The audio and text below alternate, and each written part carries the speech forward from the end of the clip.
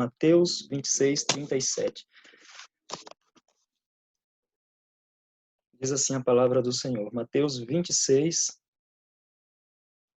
37. E levando consigo a Pedro e aos 2 filhos de Zebedeu, começou a entristecer-se e a angustiar-se. E levando consigo a Pedro e aos 2 filhos de Zebedeu, começou a entristecer-se e a angustiar-se. Eu quero meditar um pouquinho com os irmãos sobre como é que Jesus ele tratou as suas próprias emoções e como ele conseguiu vencê-las. Por quê? Porque muitas vezes, meus irmãos, nós falamos sobre a importância de termos os nossos olhos em Jesus, mas na prática das nossas vidas, nem sempre a gente sabe como fazer isso, né? O que é olhar para Jesus? Eu não consigo vê-lo fisicamente. Olhar para Jesus é levantar os olhos para o céu. Olhar para Jesus é fechar os olhos e tentar encontrá-lo dentro de mim. O que é esse olhar para Jesus, né, que a Bíblia pede? Olhai para Jesus, autor e consumador da nossa fé. De fato, nós não vemos o Senhor fisicamente. Nós cremos que Ele está conosco, que Ele habita em nós, mas nós podemos olhar para Jesus e ouvir a sua voz aqui, nas Sagradas Escrituras. Então, e nem sempre eu preciso ler o texto para olhar para Jesus. Agora veja, eu não estou dizendo que você não tem que ler a Bíblia, mas eu estou dizendo que nem sempre você terá ela em mãos para você olhar para ele. Eu posso me lembrar de uma história, eu posso me lembrar de um ensino, eu posso me lembrar da palavra que eu leio e a partir disso meditar. Eu digo isso porque esses dias eu estava sem a Bíblia nas mãos, mas fiquei pensando em Jesus e em como ele teve que lidar com as fortes emoções que ele sentiu.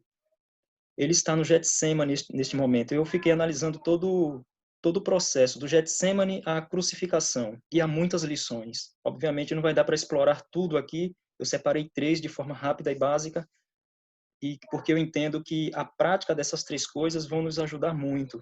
E acredite em mim, eu estou falando para você como quem tem praticado isso, por necessidade. E tem sido consolador. Jesus, no Getsemane, ele está profundamente angustiado, conforme nós lemos no texto. Ele é envolvido com uma angústia profunda. Eu vou primeiro falar de todos os sentimentos que possivelmente estiveram no coração de Cristo a partir do texto bíblico e depois eu vou dizer como ele agiu, tá? Para não ficar indo e voltando. Ele está profundamente angustiado. Quando ele se levanta dessa oração, ele vai ser traído pelo seu amigo, Judas. Judas aparece no Getsemane com os soldados e Jesus pergunta para ele, amigo, a que vieste? Olha que tremendo isso, né? Amigo, a que viestes? Jesus, ele não tem dolo em suas palavras, não há falsidade na língua de Jesus. Ele não está sendo hipócrita quando ele chama Judas de amigo, mesmo sabendo o que Judas iria fazer com ele. E Jesus teria muitos motivos ali para tratar Judas com indiferença, porque Jesus sabia o que Judas iria fazer e ele estava tomado de angústia. Então ele poderia usar o pretexto desse sentimento sufocante para descontar alguma coisa em Judas, para lançar no rosto de Judas os bens que ele fez e operou nos discípulos, onde Judas fazia parte. Poderia dizer, é isso mesmo que você vai fazer? Olha o que eu fiz para você. Poderia lançar em rosto, mas não. Ele diz, amigo, a que viestes? E ele tinha acabado de se levantar de uma oração em que nós lemos que ele estava profundamente, intensamente, Lucas vai dizer no seu evangelho, angustiado. Mas a angústia não foi pretexto para Jesus tratar Judas com indiferença. Então, ele está angustiado Ele é traído pelo seu amigo Judas, depois ele é negado por Pedro, um dos mais próximos dele. Pedro era aquele que estava junto com Jesus, mas Tiago e João. Era Jesus, Pedro, Tiago e João. Jesus, Pedro, Tiago e João. E Pedro o nega. Imagina como isso não mexeu emocionalmente no Filho de Deus, em Cristo Jesus. Pedro o negou. Seus discípulos o abandonaram. Percebe, irmãos? Você consegue imaginar a dor, a tristeza, a forte angústia que estava no coração do nosso mestre? Depois ele é rejeitado pelos seus compatriotas que preferem um ladrão a ele, pessoas que ele curou, pessoas que ele libertou, pessoas a quem ele amou. Não são poucas as vezes que lemos no texto sagrado que Jesus compadeceu-se dessas pessoas e fez algo por elas. Agora essas mesmas pessoas estão pedindo a sua crucificação. Ele é rejeitado pelos seus. Você consegue imaginar o que se passava no coração de Cristo? Se não, é o que eu quero que você faça agora, porque ele era 100% homem, como nós somos, humano. Nós temos a tendência de dar ênfase a uma verdade em detrimento da outra verdade. Mas Jesus era 100% homem e 100% Deus. E a Bíblia diz que, como fiéis dispenseiros da graça de Deus, nós temos que pregar, ensinar. Paulo vai dizer isso aos presbíteros de Éfeso: anunciai todo o conselho de Deus. Eu não posso falar somente da divindade de Cristo, eu também tenho que falar da sua humanidade. Jesus era 100% homem. Os mesmos sentimentos e emoções que eu e você sentimos têm a sua equivalência no coração do nosso mestre. Ele também sentiu um dia. Lemos que diante do túmulo do seu amigo Lázaro, Jesus chorou, porque ele era homem. Ele sentiu a dor da perda, a dor do luto. Ele viu o que a morte pode fazer em alguém, como consequência do pecado. E ele chorou. Ele se angustiou no Getsêmani. Ele provavelmente sentiu profunda tristeza quando quando Judas o traiu, quando Pedro o negou, quando seus discípulos o abandonaram, quando foi rejeitado pelos seus compatriotas. Agora ele está diante de Pilatos, e diante de Pilatos ele está calado, provavelmente processando todas essas emoções que estão eletrizadas dentro do mestre. E Pilatos exigindo que ele falasse. E Pilatos diz para ele: você não sabe que eu tenho poder sobre você para te crucificar ou para te deixar ir? A resposta de Jesus foi arrebatadora: você não teria nenhum poder sobre mim se do alto não te fosse dado. Ou seja, a gente percebe que Jesus ele está no controle de tudo, mesmo das coisas que estão acontecendo a ele. Ele domina essa situação. Ele está no controle dessa situação.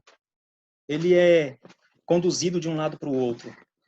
E à medida que ele é conduzido de um lado para o outro, você vai percebendo que essa rejeição só aumenta, porque ninguém o quer.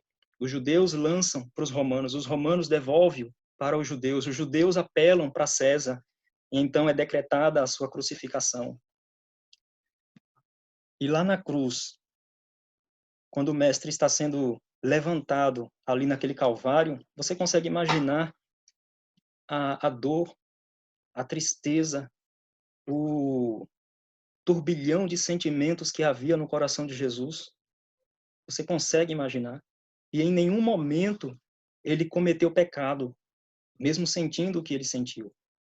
Ele não cometeu pecado, ele estava no controle de tudo, ele estava dominando tudo, mas ele também estava sentindo tudo. E lá na cruz, ele ainda é zombado. Cuspiram nele antes de o crucificá-lo. Crucificado, furaram o seu lado, zombaram dele, rasgaram suas vestes e lançaram sortes sobre elas.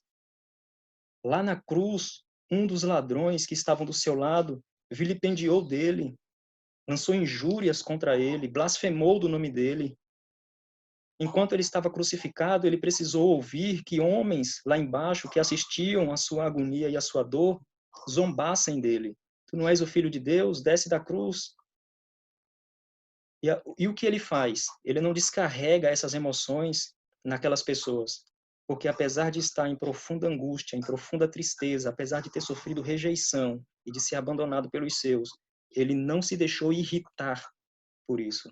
Não havia irritabilidade em Jesus. A oração dele foi: Pai, perdoa-os. Eles não sabem o que fazem. Essa foi a oração do Senhor. Diante de tudo isso, mostrando esse quadro para vocês, porque também a gente precisa orar e eu não posso me prolongar muito, a gente pode aprender aí pelo menos 3 coisas com Jesus Cristo. A primeira delas é que ele entregou-se à vontade de Deus. A gente vê isso lá no Getsemane. Pai, se for possível, passa de mim este cálice, mas seja feita a tua vontade e não a minha. Então essa é a primeira lição que a gente aprende com Jesus quando somos sufocados por sentimentos que nós não queríamos, mas que eles são próprios da nossa natureza, são próprios a nós. Spurgeon dizia que a terra produz espinhos e abrolhos, e o coração do homem produz tristezas e lágrimas. Assim como os espinhos e os abrolhos são próprios da terra, as tristezas e as lágrimas são próprias do coração humano. E Jesus, ele era homem, e na sua humanidade, ele sentiu os mesmos sentimentos que nós sentimos, com o diferencial de que ele não pecou. E o que nós podemos aprender com ele? A primeira coisa é entregar-se à vontade de Deus. Você está sofrendo? Entregue-se à vontade de Deus. Entregue-se a essa vontade. Entregue-se à vontade de Deus, se você estiver sofrendo. Seja feita a tua vontade. É a consciência de alguém que se sujeita, que se submete, que entende que Deus está no controle de tudo. Que Deus está no controle de tudo, dominando sobre tudo, e se entrega. A segunda coisa que a gente pode aprender nesse histórico do Getsemane, a crucificação, é que Jesus exerceu domínio sobre as suas emoções. Então, a segunda coisa, que parece não ser tão fácil, procure exercer domínio sobre as suas emoções. Isso não significa que você não vai chorar. Isso não significa que você não vai sorrir, se alegrar. Isso não significa que você vai ficar contido dentro de você mesmo. Não é isso que eu estou dizendo. Mas exercer domínio sobre elas significa dizer que você não vai ser sufocado por elas. Significa dizer que elas não vão te abater ao ponto de você desanimar. Significa dizer que o medo, ele não pode te vencer. Jesus dominou as suas emoções. Ele estava no controle de tudo. Ele estava no controle de tudo. Ele não se deixou usar pelo pretexto da justificativa como razões para fazer alguma coisa que fugisse da sua natureza santa. Por exemplo, ele não se apropriou da angústia como justificativa para jogar em rosto o que ele fez com Judas. Que ele poderia, qualquer um de nós talvez faríamos isso. Talvez se nós soubéssemos que os nossos amigos fossem nos trair amanhã, hoje nós já estaríamos cortando relações com ele. Jesus não fez isso. Jesus chamou Judas de amigo. Amigo, a que vieste? E a Bíblia diz que ele amou, tendo amado os seus, amou-os até o fim. Judas está incluído, não diz exceto Judas. Judas está incluído. Pedro, que vai negá-lo, está incluído. Ele amou, ele foi verdadeiro em seus sentimentos. Mas ele teve domínio. Ele não se deixou levar, ele não se deixou conduzir pelos sentimentos, ele estava no controle. Diante de Pilatos, a resposta que ele dá prova isso. Você não teria nenhuma autoridade sobre mim se você não tivesse recebido do meu Pai. Veja, a entrega à vontade de Deus e o domínio das suas emoções. Quando ele diz a Pedro no Getsemane, manda Pedro guardar a espada, e depois ele complementa: você não sabe que se eu quisesse, eu pedia que o Pai mandasse uma legião de anjos aqui para me livrar? Mas o que eu vou dizer? Pai, livra-me desta hora, se eu vim para esta hora. Ou seja, Pedro, eu estou no controle. Está tudo sob controle. E nesse controle ele domina seus sentimentos e as suas emoções. Na cruz, quando ele diz: Pai, perdoa-os, eles não sabem o que fazem. Jesus está no controle, está dominando as suas próprias emoções. E nós podemos aprender isso também com ele. Domine as suas emoções. Ah, mas ele era Deus. Eu estou apresentando para você um Cristo homem. Um Cristo homem. Deus não pode ser tentado. Jesus foi tentado em tudo, mas sem pecado, o livro de Hebreus vai dizer. Por quê? Porque está se referindo ao Jesus homem. Deus não morre, ele é vida. Jesus foi morto e crucificado e morto. Está se referindo a um Jesus homem, ele era 100% homem. É desse Jesus humano que eu estou falando. Imagine se Jesus tivesse vindo à Terra sem a plenitude da humanidade nele.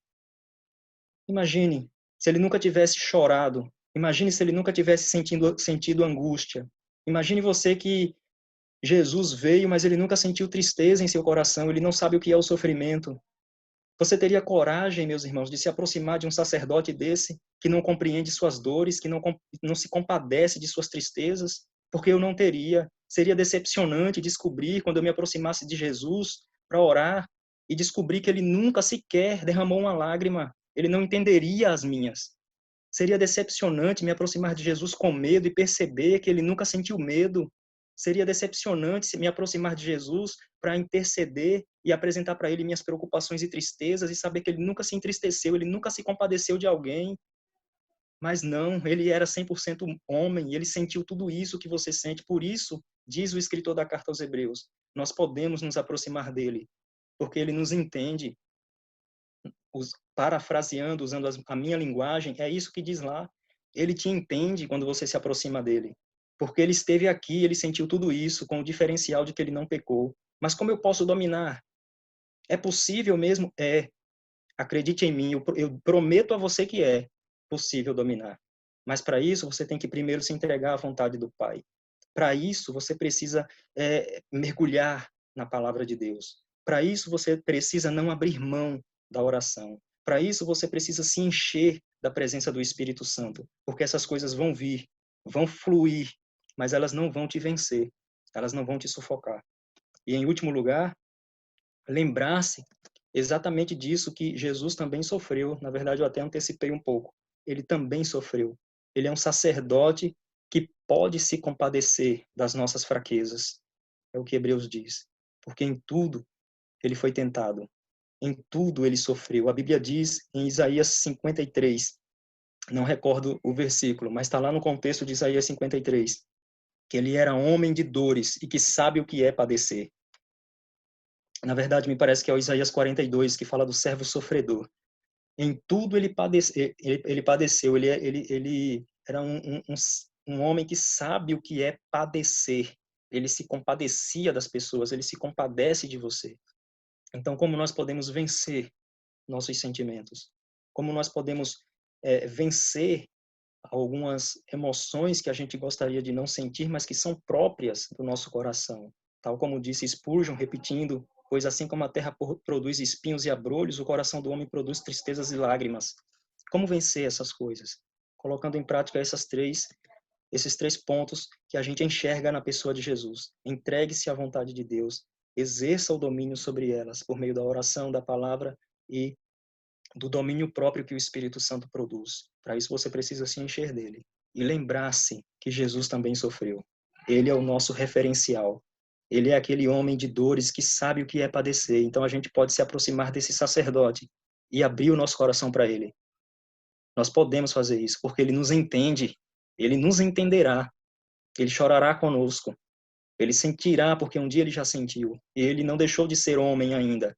O homem Deus está à destra de Deus, ou o Deus homem subiu ao céu, porque antes de subir, ele ressuscitou com corpo. Jesus não ressuscitou um espírito invisível, ele tinha um corpo, ele pediu para que tocassem nele. Toquem em mim, veja aqui minhas chagas, suas mãos estão furadas lá na glória. Aliás, em Apocalipse diz que ele mostra as marcas das suas chagas diante de Deus. É esse o Cristo que está lá, só que glorificado, 100% Deus e 100% homem. Nós podemos nos aproximar dele, porque como Deus ele nos socorre, como homem ele nos entende, como Deus ele nos salva, como homem ele sente o que você sente, como Deus ele nos liberta, ele manifesta o seu poder, como homem ele chora conosco, ele fica do nosso lado, ele sente o que você sente. Esse é o nosso Senhor, esse é o nosso Salvador, esse é o Deus a quem nós servimos. Então nós podemos vencer o medo, a angústia, as tristezas, ou qualquer outro sentimento, a ansiedade que venha e brote do seu coração. Acredite nisso, é possível. Pratique essas 3 coisas. Pratique essas 3 coisas. Lembre-se de quem é Jesus. Lembre-se de quem é Jesus. Busque o domínio através da oração, da leitura e do enchimento do Espírito Santo. E entregue-se à vontade de Deus. Amém, meus irmãos?